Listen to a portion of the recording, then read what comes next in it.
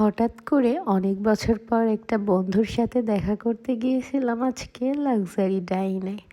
তো আজকের ভিডিওতে থাকছে অনেক অনেক খাওয়া দাওয়া, ঘোরাফেরা আর বন্ধুদের সাথে আড্ডা। তারপর গিয়েছিলাম সেখান থেকে কেক স্ট্যান্ডের দ্বিতীয় শাখাতে। তো চলুন দেখা যাক ভিডিওটি।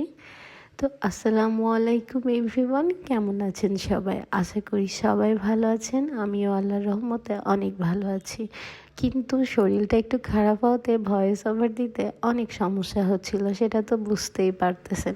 তো বন্ধু আমাকে বলেছিল একটা সুন্দর ক্যাফে চয়েস করতে, তো আমি চয়েস করেছিলাম লাক্সারি ডাইন।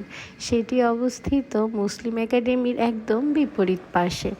তো আমরা যাচ্ছিলাম দুইটা রিক্সা নিয়ে। তো তখন প্রায় সন্ধ্যা হয়ে গেছিল, আকাশটা এত সুন্দর লাগতেছিল দড়াটানা দিয়ে যখন যাচ্ছিলাম। আর ছিল আজকে পুরানো বন্ধুর সাথে অনেক অনেক গল্প, আড্ডা আর মজা। তো চলে আসলাম আমরা সেই লাক্সারি ডাইনে। সে আমাকে সুন্দর একটা ক্যাফে চুজ করতে বলেছিল, তো আমার মাথায় হঠাৎ এই ক্যাফেটার নামই চলে আসছিল। তো ক্যাফেটা কিন্তু অনেক সুন্দর, তাই না বলুন?